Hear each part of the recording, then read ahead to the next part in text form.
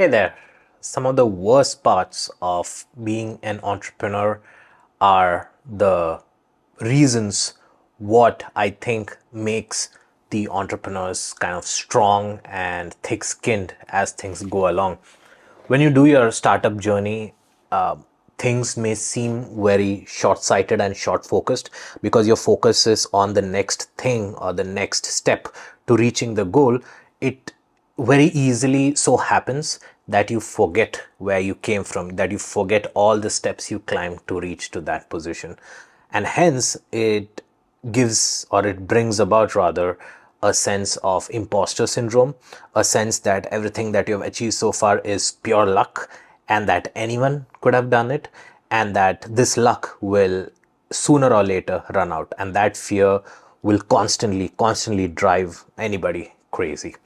In my opinion, in the startup journey, there are obviously ups and downs, but the worst part is are those periods rather where nothing seems to happen, where there's nothing good, there's nothing bad, things are chugging along, and you have that trepidation in these long phases of time where you just feel because nothing is happening, things are not going good, because nothing is happening despite you doing everything possible to put yourself out there like I am doing, reaching out to a lot of people, asking for advice, getting support, and despite everything, there the majority of the time, I would say more than 95% of the time, it so happens that an entrepreneur would feel that nothing's happening and then things are just going downhill, even though from the outside it may seem that things are going really well. It may seem that the startup is raising a lot of funds. It may seem that the startup is getting a lot of customers and traction, and all of that may be true. But the mind of the entrepreneur or the founder and the founding team would likely be in a different position altogether. And it just so happens that it showing vulnerability as an entrepreneur is not widely accepted or seen.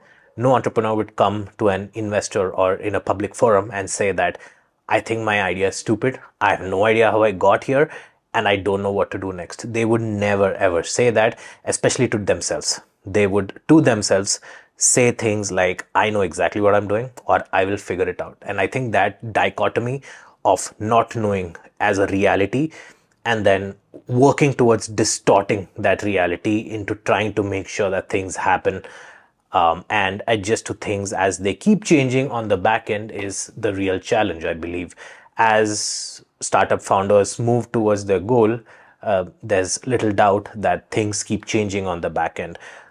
Team members leave, customers come, partners leave, partners come, advisors leave, advisors come, you raise funds, you lose money, you burn cash, you get revenue. All these things are happening in the back end, while at the same time you are expected to work towards the next big thing. You are expected to inspire everyone to your vision, everyone in the company and outside the company, and you are expected to improve yourself and all the processes in the organization along the way. Like somebody said, it is rightfully so, where it's like a plane flying and you're trying to change the engines while the plane is flying, or something to that effect. And I think that that is very much true. And the notion that entrepreneurs need to put their best face forward, the notion that the entrepreneurs need to always seem like they're making the right decision, highlighting their traction, boasting about what they've achieved is the norm, or I would say that they have been put in a position to do that, because without which the team, everyone around you will not get inspired enough or even think about what you're doing. I think that is the situation where we have become. I hate public speaking. I am not good at it. Actually, I love public speaking rather, but I am not good at it. I stutter. My mind blanks out in the middle of a sentence. I have a feeling that there are a lot of things that I could have said better, and so it's a very stressful and stress-inducing experience for me, and I'm sure it is for a lot of people as well, where putting yourself out in the public inevitably opens you up to criticism and feedback that is, no matter how thick-skinned you are, it will affect you, because this is your life's work and your identity and your self-worth is linked to all those results. that people talk about. It's a fascinating journey. And when I say founders, not just founders, I think the entire startup team, the early employees, all of them go through the same phase where they're working towards something that does not exist or did not exist, innovating along the way, keeping an eye out on everything around you, keeping an eye out on what's happening in your industry, convincing others to see your vision, and hoping against hope to make things happen. So it's a interesting feeling that just a helicopter was flying by near me. Actually, a couple of helicopters.